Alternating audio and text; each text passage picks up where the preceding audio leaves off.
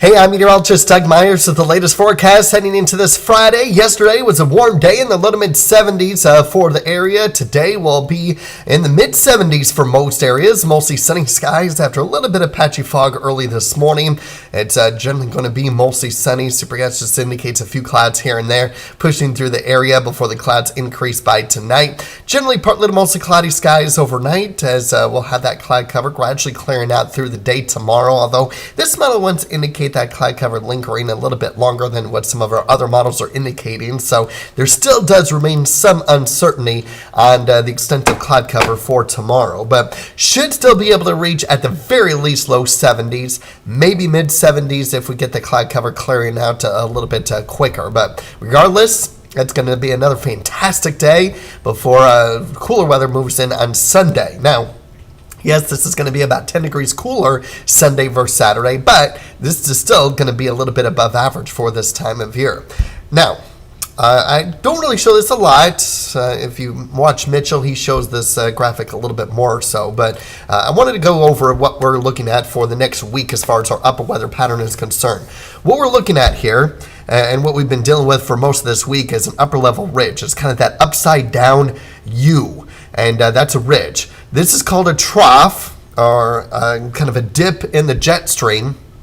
In this circle south of San Francisco, that's a cutoff low because it's almost cut off from the rest of the upper weather pattern and the jet stream. These colors, once you get into the yellows and certainly the oranges, and some of the orange-red like you see in Dallas right now, or I guess Friday morning at 8 o'clock, that's where the warmer weather is. Once you start getting to some of the green and then certainly the blue, once you get up into Canada, that's ushering in the cooler temperatures. Okay, so now that we kind of understand a little bit about this weather pattern in this graphic, I'm going to play this a little bit over the next couple of days and show you that this upper level low in Canada, off of California rather, will start to be picked up by the jet stream late Sunday afternoon. And it's going to be that weak disturbance that pushes through just up to our north on Monday that we might get a little bit of rain out of that. It's not a great chance, but well, here we go. Here's what we are looking at as far as maybe another cutoff low starting to develop Tuesday morning in California. That might have a little bit more of an impact as it works its way into our area as we get towards the second half of next work week. You can kind of see that green pushing into our area for the second half of the work week, and that's where we might increase our rain chances finally for the first time this month. And then it may start to warm up a little bit as we head towards next weekend once that pushes out of the area. Okay, so how does that all result in our weather pattern? Well, we have that slight chance of rain Monday. We get a little bit cooler, but it's also possible we may have very similar temperatures Monday compared to Sunday. It just depends on the extent of cloud cover and possible rain. Even though we will be dry Tuesday and Wednesday, I do expect temperatures to be slightly cooler, more in the mid-50s, just because of that cloud coverage, despite it staying dry. And then, obviously, we start to get into some of that rainfall with that second upper level low, cutoff low, as we get towards the end of the week as it pushes into the central plains. A lot of details that still need to be worked out. You'll notice those lows stay generally in the upper 30s and low 40s, so above freezing. No worries about any snow next week. And right now, it looks good for some rainfall during that time frame for the basically Wednesday night through Friday time period. Now, when's the best chance for rain? That's going to be something we'll continue to fine-tune as we get closer to next week. I don't want to put too much into it as far as details are concerned, but just be mindful that if you are thinking about having outdoor plans next Thursday and Friday, maybe start thinking about a plan B because of the potential rain. And it looks like it's going to be an active end to the month of November. It's the 6 to 10 day outlook, 8 to 14 day outlook, even 3 to 4 week outlook, all in the green, which means probability of wetter than normal conditions.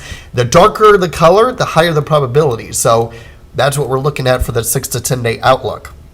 And then we're still in the red, which means probability of above average above average temperatures in the 6 to 10 and 8 to 14, but may start to get a little bit more equal chances of cooler than normal and warmer than normal. I always want to go with the precipitation, but here's a look at snowfall if you're wondering. For the next 8 days, nowhere close to us as it stays warm, and still nowhere close to us in the extended outlook through next Sunday. The GFS, Well, there's a little bit of snow in northeastern Nebraska, but nothing here in Kansas. And extending outlook, not much. We do have our long-range models, 2 of the 3, going to Thanksgiving. Right now, I have one computer model indicating a temperature of around 69 at 1 p.m. I should say 12 p.m. Sorry. I got to adjust the time because of standard time instead of daylight saving time. 69 at noon. The other computer model, 57 at noon. Hey, both of those are pretty good.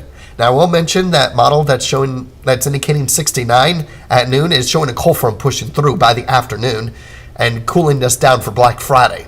It also showed some snowfall yesterday on Thanksgiving Day. So it's all over the place.